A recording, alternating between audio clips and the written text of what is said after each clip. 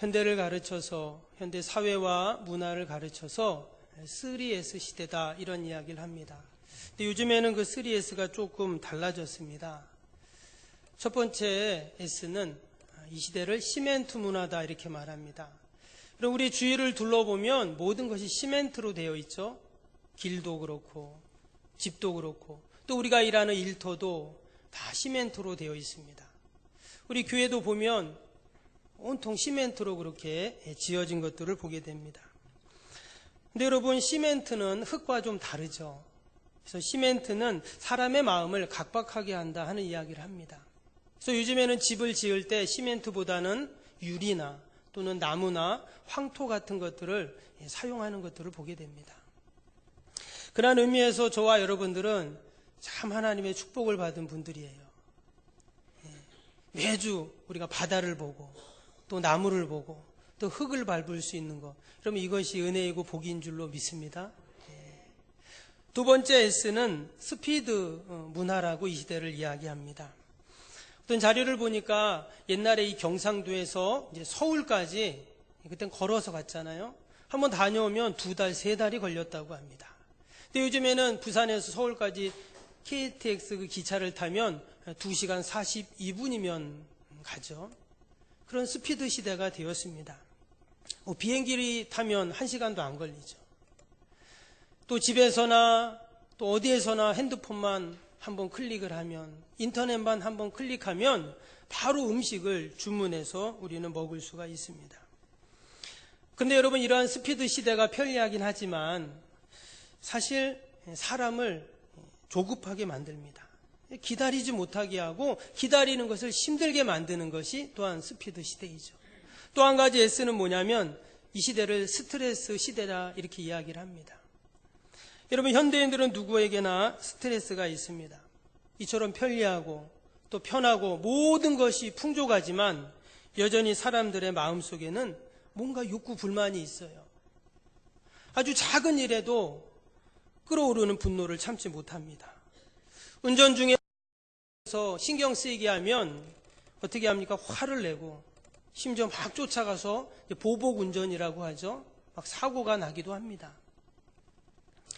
요즘에는 묻지마 폭행이라고 해서 알지 못하는 이유도 없이 다른 사람을 폭행하고 또 하는 일도 있어요.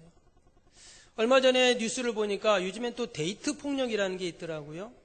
사랑하는 남녀가 서로 데이트를 하다가 화가 난다고 막 여자를 때리고 남자를 때리는 그런 일도 있습니다. 유치원에서는 또 어떤 선생님들은 아이들을 보다가 아이를 꼬집고 또 밀고 때리는 그런 것도 뉴스에서 우리가 보게 됩니다. 그럼 당연히 아이들이 어떻습니까? 아이들은 말을 안 듣죠. 도리어 말을 듣는 아이들이 이상한 아이들입니다. 여러분, 이처럼 이 시대를 가르쳐서 이러한 스트레스 시대 문화다 이렇게 말을 하는데, 여러분, 각계의 전문가들이 현대 사회를 진단하면서 이 현대인들에게 있어서 지금 가장 필요한 것이 무엇인가? 여러분, 돈이 좀 있으면 좀 스트레스를 덜 받을까요? 여러분, 과학기술이 발달하고 더 기술이 좋아지면 그러한 어려움들이 해결되는가 하는 거예요. 더 많은 교육 수준이 높아지고 또 복지시설이 많아지면 이런 시대가 바뀔까 하는 것입니다. 근데 절대 그렇지 않다는 거죠. 그래서 국립끝에 처방전이 나왔는데 그것은 아주 의외의 것이었습니다. 현대인들에게 가장 필요한 것은 무엇인가 봤더니 위로가 필요하다라는 거예요. 위로라는 말을 사전에서 찾아보면 그 사전적 의미는 이렇습니다. 먼저는 수고를 취하여 마음을 즐겁게 해주는 것이라는 거예요. 또 한 가지는 괴로움과 슬픔을 어루만져서 마음을 편하게 해주는 것. 이것이 위로라는 단어의 뜻입니다. 근데 정말 이 시대는 위로가 필요한 시대이죠. 남편은 남편대로, 또 아내는 아내대로, 또 아이들은 아이들대로, 또 어르신은 어르신대로 다 위로가 필요한 시대입니다. 요즘에 취업을 준비하는 청년들 어떻습니까? 또 이직을 준비하는 분들 정말 위로가 필요하죠. 또 직장 다니는 분들도 마찬가지입니다. 언제 월급이 삭감될지, 또 언제 그 자리가 그 자리를 잃어버릴지 불안합니다. 또 우리의 건강도 그렇죠. 언제 무슨 일이 일어날지 아무도 모릅니다. 그래서 늘 불안하고 걱정, 염려 가운데 우리는 살게 됩니다.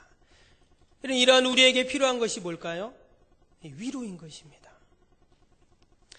그러나 세상의 위로는 순간적인 위로이고 찰나적인 위로입니다. 여러분, 진정한 위로는 오직 하늘로부터 하나님이 우리에게 내려주시는 위로뿐인 줄로 믿습니다.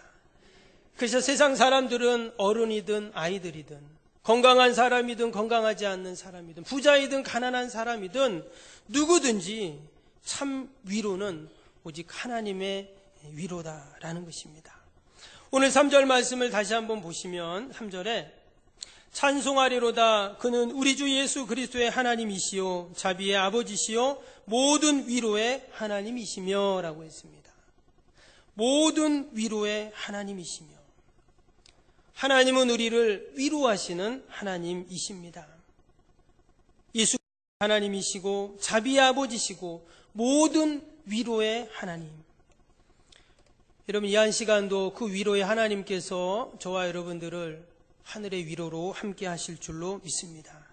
이어지는 4절을 보면 하나님의 그 위로의 범위가 나옵니다. 4절 보시면 우리의 모든 환난 중에서 우리를 위로하사 우리로 하여금 하나님께 받은 위로로서 모든 환난 중에 있는 자들을 능히 위로하게 하시는 이시도다. 여기 보니까 우리의 모든 환난 중에서 우리를 위로하사 이렇게 말씀했어요.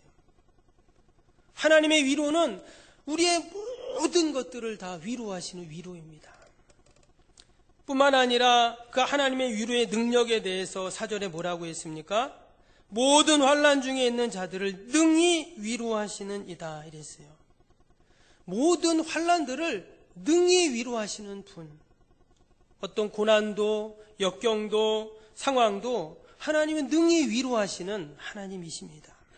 여러분, 하나님은 우주 만물을 창조하신 전능자이시죠. 하나님은 알지 못하는 것이 없는 전지자이십니다. 하나님은 어디에든지 계시는 무소부재하신 분이세요. 여러분, 그런 하나님이 우리를 위로한다면 우리가 위로받지 못할 것이 아무것도 없죠. 사람이 다른 사람을 위로할 때는 사실 말로써 잠깐 진정시키고 위로할 수 있습니다. 그러나 그 위로는 영원할 수는 없죠. 그러나 하나님께서는 하나님이 우리에게 주시는 위로는 영원한 위로인 줄로 믿습니다. 말씀처럼 모든 위로예요. 우리의 내적인 마음을 위로해 주실 뿐만 아니라 우리의 외적인 문제들도 하나님이 지혜를 주시고 용기를 주셔서 능히 이기게 하시니까 결국은 외적인 문제까지도 다 위로해 주시는 하나님이십니다. 결국 우리의 운명을 바꿔주시는 것이죠. 근데 여러분, 하나님이 우리를 위로해 주시는데 그러면 나는 가만히 위로만 받으면 될까? 우리가 해야 할 일이 있다는 거예요. 하나님의 위로는 마치 우리가 도토리 나무 밑을 이렇게 지나가다가 도토리가 똑 떨어지는 것처럼 그렇게 하나님의 위로가 떨어지는 게 아니라는 거죠. 우리가 하나님의 위로를 받기 위해서는 우리가 하나님 앞에 나와야 합니다. 마태복음 11장 28절에 보면 수고하고 무거운 짐진 자들아 다 내게로 오라 내가 너희를 쉬게 하리라 하셨어요. 내게로 오라 내가 너희를 쉬게 하리라. 아모스 5장 4절에 보면 여호와께서 이스라엘 족속에게 이와 같이 말씀하시기를 너희는 나를 찾으라 그리하면 살리라. 나를 찾으라 그리하면 살리라. 하나님은 인생의 무거운 짐을 지고 힘겹게 살아가는 우리들을 위로하시고 참 힘을 주시는 하나님이신 줄로 믿습니다. 하나님 우리가 하나님을 찾기를 원하십니다. 여러분, 하나님이 위로하시는 장소가 있어요. 그 장소가 어딘가? 이사야서 66장 13절에 보면 어미가 자식을 위로함 같이 내가 너희를 위로할 것인즉 너희가 예루살렘에서 위로를 받으리니. 여기 보면 너희가 예루살렘에서 위로를 받는다 했어요. 여기서 예루살렘은 이스라엘의 한 지명을 의미하는 것이 아닙니다. 바로 성전이 있는 곳, 그 예루살렘을 의미해요. 여러분, 성전은 어떤 곳입니까? 하나님이 임재하시는 곳이죠. 하나님의 은혜가 늘 머무는 것입니다. 하나님의 도우심이 있는 곳이 성전이죠. 그 성전은 지금의 교회인 것입니다. 때문에 우리가 성전에서 예배드리고 이렇게 교회에 와서 하나님을 찬양하고 기도하고 하나님의 말씀을 들을 때 여러분 하나님의 크신 위로가 임하게 될 줄로 믿습니다. 우리가 그 위로를 받아야, 그 하늘의 힘을 얻어야 우리가 한 주간도 이 땅에서 이 험한 세상 살아갈 삶의 방향과 지혜를 얻게 되는 줄로 믿습니다. 히브리서 기자는 히브리서 10장 35절에 이렇게 말합니다. 모이기를 패하는 어떤 사람들의 습관과 같이 하지 말고 오직 권하여 그날이 가까움을 볼수록 더욱 그리하자. 더욱 성전에 모이고 더욱 모이기에 힘쓰라는 그러한 말씀입니다. 여러분, 교회는 세상에서 지치고 또 시달리고 연약해진 사람들이 와서 새 힘을 얻고 위로를 받는 곳입니다. 서두에 위로라는 단어를 말씀드린 것처럼 상대방의 수고를 알아주고 그 괴로움과 그 마음을 어루만져 주는 것이 위로예요. 무엇보다 교회는 우리의 영혼의 안식처입니다. 우리의 영혼이 지치고 우리의 영혼이 황폐해진 자들이 주님 전에 와서 하나님 앞에 나와서 우리가 위로를 받는 곳, 이것이 바로 주님의 교회인 줄로 믿습니다. 여러분, 우리의 영혼은 보이지가 않습니다. 때문에 육신이 피곤하고 또 육신이 공고한 것은 우리가 잘 쉬지만 영혼이 공고하고 영혼이 썩어가고 영혼이 피폐하는 것에 대해서는 방치할 때가 많습니다. 그러나 여러분, 진정한 안식은 육신의 안식을 넘어 우리 영혼의 진정한 안식이 있어야 할 줄로 믿습니다. 하나님은 교회에서, 이 주의 전에서, 이 예배 현장에 하나님께서 우리에게 위로하심으로 우리의 영혼이 진정한 평안과 안식을 누리게 되는 줄로 믿습니다. 요한복음 6장에 보면 예수님이 제자들에게 영에 대한 말씀을 하십니다. 그런데 예수님이 이 영에 대해서, 영적인 것에 대해서 말씀을 하시면서 뭐라고 하셨냐면, 근데 그 말씀을 하기 전에 이런 일들이 있었어요. 그 베스다 들녘에서 오병이어 기적이 있었습니다. 그 물고기 2마리, 보리떡 5개로 5,000명을 먹이고 수많은 사람들을 먹이고 남겼죠. 사람들은 그런 예수님을 보면서, 야, 저분을 우리의 메시아로, 우리의 왕으로 삼아야 되겠다. 그랬더니 예수님은 산으로 도망을 갔습니다. 사람들은 예수님을 찾고 난리가 났었죠. 그리고 나서 예수님이 제자들에게 하신 말씀이 바로 이 요한복음 6장의 말씀입니다. 예수님이 뭐라고 했냐면 6장 26절에 너희가 나를 찾은 것은 표적을 본 까닭이 아니요 떡을 먹고 배부른 까닭이로다. 사람들이 예수님을 메시아로 삼고 왕으로 삼으려는 이유가 뭐였냐면 떡을 먹고 배부른 까닭이었다는 거예요. 그러나 이어지는 27절에 뭐라고 하셨냐면 썩을 양식을 위해서 일하지 말고 영생하도록 있는 양식을 위해서 하라. 영에 대한 중요성을 말씀하신 것입니다. 그리고 밑에 63절에 이렇게 말씀하셨어요. 살리는 것은 영이니 육은 무익하니라. 내가 너희에게 이른 말은 영이요 생명이니라. 여러분, 살리는 게 뭡니까? 영인 줄 믿습니다. 여러분, 우리의 영혼이 살아야 우리의 육이 살아나는 것입니다. 눈에 보이는 육신이 아니라 눈에 보이지 않는 영혼이라는 거예요. 우리의 영이 지치고 또 우리의 영혼이 안식을 누리지 못하면 결국은 우리의 육도 어떻게 됩니까? 결국은 다 무익해지는 거예요. 오직 우리는 하늘로부터 내려주시는 위로를 덧입고 우리의 영이 새로워지고 새 힘을 얻어야 여러분 우리가 한 주간도 넉넉히 승리하며 살아갈 줄로 믿습니다.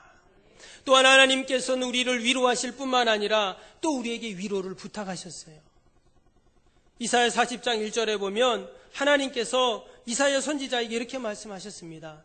너희야 하나님이 이르시되 너희는 위로하라. 내 백성을 위로하라. 하나님께서 우리를 직접 위로도 하시지만 또 우리를 통해서 다른 사람을 위로해라 이렇게 말씀했어요. 오늘 1절 2절 다시 한번 보겠습니다. 1절 2절 말씀에 하나님의 뜻으로 말미암아 그리스도 예수의 사도된 바울과 형제 디모데는 고린도에 있는 하나님의 교회와 또 온 아가야에 있는 모든 성도에게 하나님 우리 아버지와 주 예수 그리스도로부터 은혜와 평강이 있기를 원하노라. 지금 사도 바울이 고린도 교회 성도들에게 했던 그러한 인사이죠. 여기에 보면 하나님 아버지와 예수 그리스도의 은혜와 평강이 있기를 지금 기도하고 있습니다. 그리고 위로의 하나님을 통해서 자신이 받은 그 위로, 우리 고린도 교회 성도들도 다 위로받기를 원합니다. 이렇게 지금 기도하고 있는 거예요.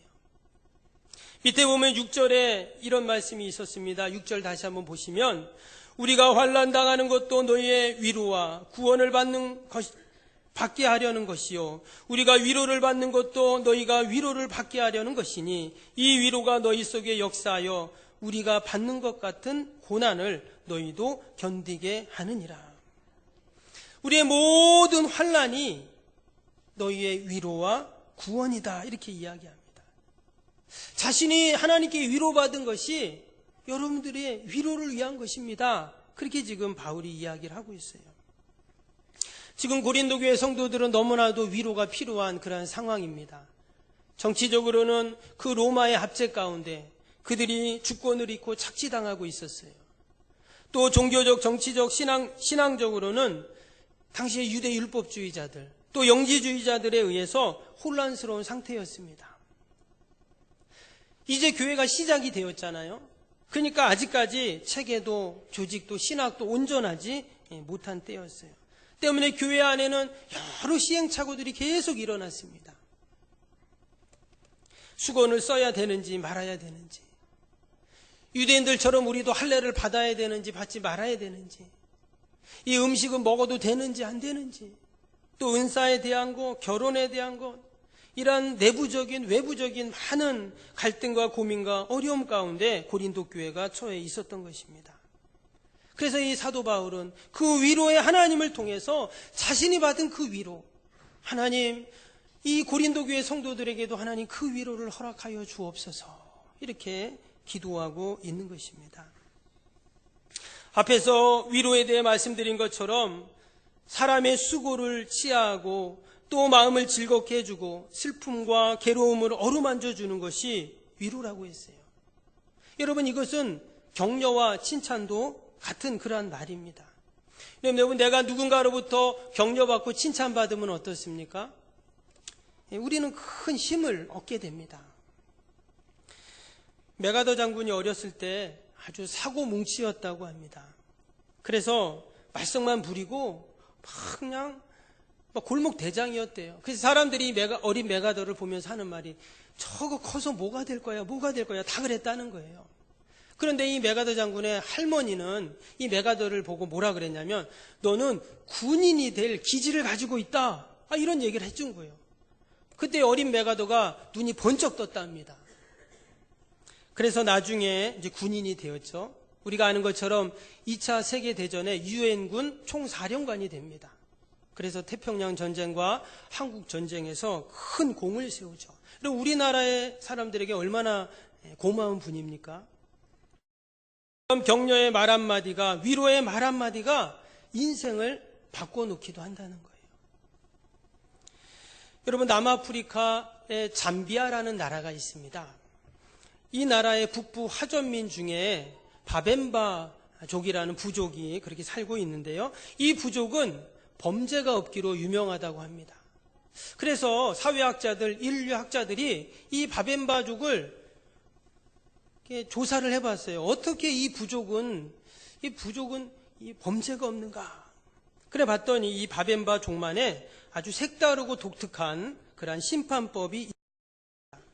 만일 부족 중에 한 사람이 어떤 잘못을 저지르거나 죄를 짓게 되면 그 사람을 그 마을 광장 앞으로 데리고 온대요.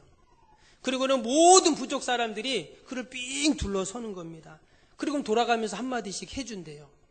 뭐라고 말을 하냐면 넌 원래 착한 사람이야. 저번에 비가 많이 왔을 때 너가 우리 집 지붕을 고쳐줬잖아. 그때 얼마나 고마웠는지 몰라. 너는 음식을 정말 잘 만들잖아. 너는 우리 부족에 없어서는 안 될 사람이야. 이런 이야기를 해준다는 것입니다. 거기에는 어떤 비난도 어떤 비판도 아니고 과거에 했던 그런 선행, 미담, 또 감사한 일들만 이야기를 해준다는 거예요. 그 색다른 심판 시간에는요, 절대 욕설이나 원망이나 비난은 한마디도 하지 않는다는 겁니다. 오직 칭찬만 계속 해준다는 거예요. 며칠 동안 그렇게 칭찬을 들은 그 사람은 진심으로 자신의 죄를 뉘우치고 눈물을 흘리게 됩니다. 그리고는 가족과 이웃 사람들의 그 사랑에 보답하고자 그는 이제는 새 사람이 된다는 거예요. 그래서 부족 사람들은 이제 죄인이 새 사람이 됐으니까 축하를 해줘야 되잖아요. 축하 잔치를 연다고 합니다. 그래서 이러한 색다른 심판은 잘못을 저지른 사람의 죄를 잠시 묻어두고 그 사람이 평소에 좋았던 것들을 말해줌으로써 진정한 용서와 또한 위로를 주게 되는 것이죠. 그래서 그 부족에는 범죄가 없답니다. 여러분, 바벤바 족속만 그럴까요? 그렇지 않습니다.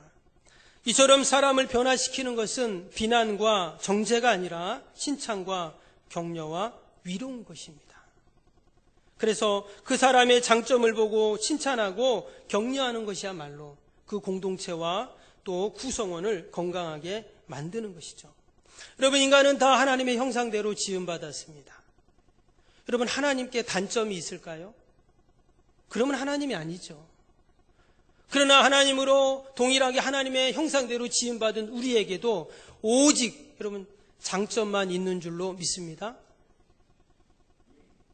장점만 있는 줄 믿습니다. 적용을 안 하시네요. 혹시 저 사람에게 단점이 있다면 그건 단점이 아닙니다. 그거는 그 사람의 보완할 점이에요. 아직 덜 보완될 뿐입니다. 좀 지나면 다 보완되어서 다 장점이 돼요. 이처럼 우리는 서로 위로받고 위로할 때, 격려와 칭찬을 받을 때 우리는 서서히 온전해지는 줄로 믿습니다. 그럼 우리 교단에 신학교가 7개가 있습니다. 그 중에 이제 대전에 가면 대전신학교가 있는데요. 이 학교는 이자익 목사님이라는 분이 세우신 학교입니다. 이자익 목사님은 이제 초창기 우리 한국교회에 총회장을 3번이나 하시고 또 대전노회, 또 충청노회, 또 경남노회, 또 여러 노회장을 많이 지내시고 약 20개 이상의 교회를 그렇게 세우시고 정말 훌륭하신 그러한 목사님이십니다. 일제 강점기 때에는요, 그 신사참배를 거부하시고 또 창씨개명도 거부하셔서 큰 고초도 당하신 분이십니다. 그러나 이후에 자신이 신사참배 거부한 것을 자랑하지, 또 신사참배한 사람들을 정죄하지도 않는 아주 영성이 깊은 그런 목사님이셨습니다. 정부로부터 부통령의 그런 제의도 받으셨지만 이분은 세상적인 성공보다는 목회자로 종신할 것으로 하나님 앞에 선언하고 연약한 시골 교회에서 그분은 투철한 소명의식을 갖고 마지막까지 목회하신 그러한 목사님이십니다. 근데 70이 넘는 노령에 대전신학교를 세우시고 이제 초대 교장을 이제 역임하시면서 우리 교단뿐만 아니라 한국교회에 너무나도 큰 영적인 거목이십니다. 근데 여러분, 이 이자익 목사님이요, 원래는 고아세요. 그리고 마부 출신입니다. 경북 김제에 가면 금산교회라고 있습니다. 좀 전에 화면 잠깐 보여드렸는데 지금도 있는데 이 금산교회는요, 한국 교회사에 아주 길이 남을 아름다운 이야기가 전해지고 있습니다. 이 지역의 부호인 조덕삼이라는 사람이 있는데 이 사람은 당시에 미국 남장로교회에서 파송된 선교사님에 의해서 복음을 듣고 자신의 재산을 내놓아서 지금 이 금산교회를 세우게 됩니다.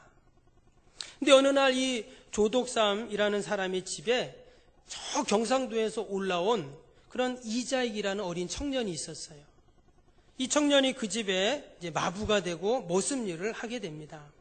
근데 어느 날 이 머슴이었던 그 이자익이 그 주인의 아들들이 글 공부하는 모습을 보면서 너무나게 부러운 거예요. 그래서 그 글 공부하는 방 앞에 가서 쭈그려 앉아가지고 자신도 공부를 하는 거예요. 그랬더니 주인이 그 모습을 보고는 기특해가지고 자신의 아들들과 함께 공부를 할 수 있게 해줍니다. 그리고는 이제 주일날은 교회를 데려가는 거예요. 근데 교회를 데려가서 이게 보니까 당시엔 이제 선교사님을 통해서 이제 성경 공부를 하고 이제 예배를 드리게 되는데, 이 선교사님이 보니까 이 모습 이자익이 너무 영리하고 믿음이 날마다 자라는 거예요. 그리고는 수년이 지났습니다.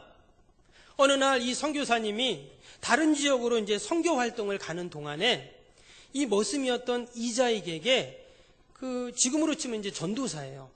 전도사 직함을 주면서 설교를 하게 하는 거예요.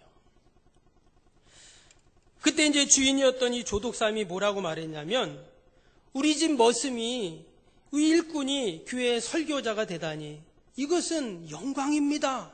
이렇게 말했다는 거예요. 이건 놀랄 일 아닙니까? 그래서 주일이면 이 교회에 가서 머슴이 하는 설교를 경청했다는 거예요.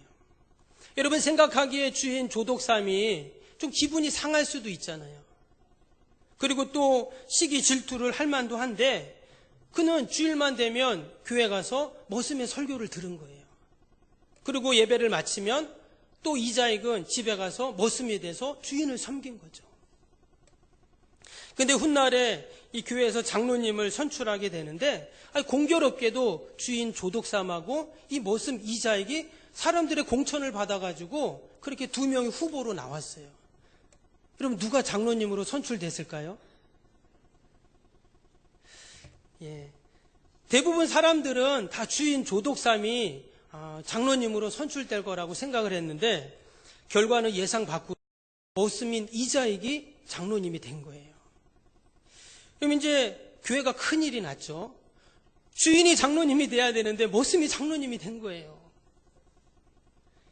이때 조독삼이 당시 의장이었던 선교사님에게 발언권을 얻어서 교회 이렇게 이야기를 했답니다. 여러분 참으로 감사합니다. 우리 집 머슴이고 우리 집 마부인 이자익이 장로로 선출돼서 이렇게 주님의 교회를 빛내니 너무나 감사합니다 하면서 교회 앞에 큰절을 했다고 합니다. 이러면 이자익이 자신의 머슴이고 또 마부였지만 장로로 선택된 그날부터 주인 조독삼은 이자익을 겸손히 섬겼답니다. 이후에 지도였던 이 조독삼도 이제 장로님이 되시죠. 그리고 머슴이었던 이자익은 당시에 평양에 있던 장로의 신학교에 그렇게 이제 다닐 수 있도록 이 조독삼이 다 학비를 대주고 기숙사비를 다 대줘서 그렇게 공부를 할 수 있게 합니다. 그래서 1915년에 신학교를 졸업하고 목사 안수를 받고 임실에 있는 교회에 이제 부임을 하게 됩니다. 거기서 목회 사역을 하고 있는 이자익 목사님을 바로 이 금산교회 조독삼 장로님이 청빙을 하죠. 그래서 금산교회 2대 목사로 그렇게 오게 됩니다. 머슴으로 금산에 갔던 그 이자익이 이제는 목사가 되어서 그 금산교회에 부임을 한 거예요. 말씀드린 것처럼 이자익 목사님은 우리 교단의 총회장을 해가지고 많은 교회를 세우시고 또 후학들을 그렇게 가르치셨던 그런 분이십니다. 그 조독삼 장로님의 아들이 조영호라고요. 그분이 또 금산교회 장로님이 되고 또 그 아들인 조세영이 또 금산교회 장로님이 됩니다. 아마 조세영 씨는 아실 겁니다. 삼선 국회의원이었고 또 주일 대사를 영입했던 아주 유명하신 분이십니다. 여러분 그 조독삼 장로님이 돌아가셨을 때 이자익 목사님이 장례식 때 기도하면서 거기가 눈물바다가 되었대요. 뭐라고 기도를 했냐면 이렇게 기도를 했습니다.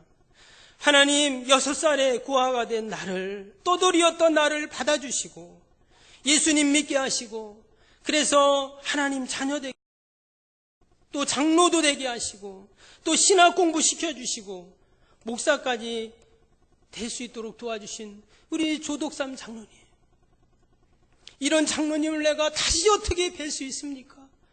생명 같은 장로님, 이러면서 기도를 했대요. 여러분 대전 신학교에 가면 그 고 이자익 목사님의 기념관이 있습니다.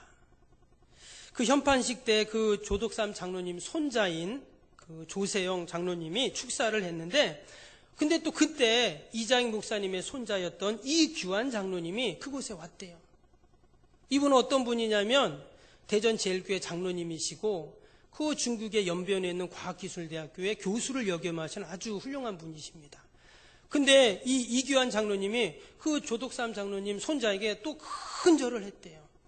그리고는 뭐라고 말했냐면 우리 할아버지가 좋은 주인을 만나서 이렇게 훌륭한 목사님이 되고 우리 후손들이 이렇게 훌륭한 사람들이 된 것은 다 그 조덕삼 장로님 때문이라고 그렇게 감사의 절을 올렸다고 합니다.